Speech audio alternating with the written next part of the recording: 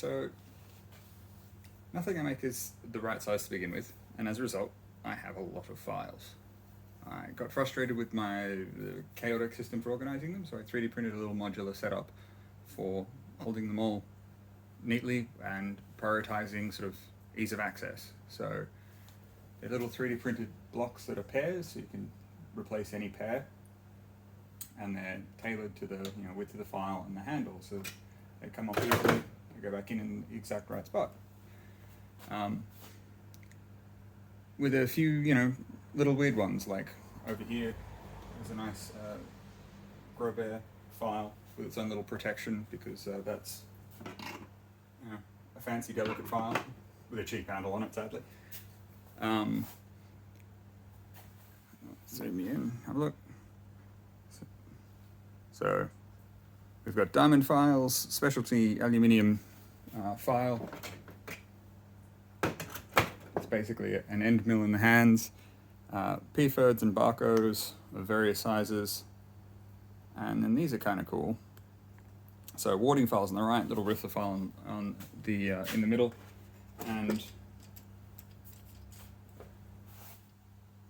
my Swiss needle files with massively overbuilt Jarrah handles, if my phone would decide to focus on the right thing. So this little stand, looks kind of flimsy. Looks like it wouldn't fall over if you put it on the bench, but they've got magnets in the base.